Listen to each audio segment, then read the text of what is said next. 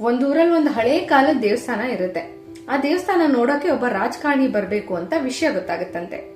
So ಆ ರಾಜಕಾರಣಿ ಬಂದಾಗ ಹಂಗೆ ಬಿಡಕ್ಕಾಗತ್ತ ದೇವಸ್ಥಾನನ? ತುಂಬಾ ಗಲೀಜಾಗಿತ್ತು ದೇವಸ್ಥಾನ, ಅದನ್ನ ಕ್ಲೀನ್ ಮಾಡ್ಬೇಕು ಅಂತ ಆ ದೇವಸ್ಥಾನದ ಪ್ರಧಾನ ಅರ್ಚಕರು ಅನ್ಕೊಂತಾರಂತೆ.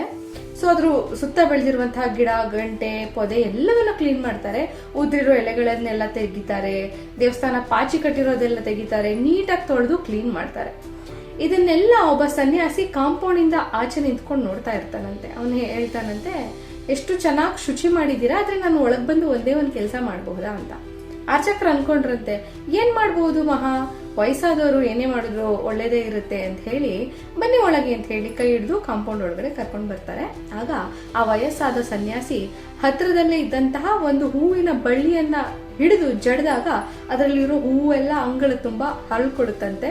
ಅಂಗಳ ತುಂಬಾ ಸುಂದರವಾಗಿ ಕಾಣಿಸ್ತಾ ಇರುತ್ತಂತೆ.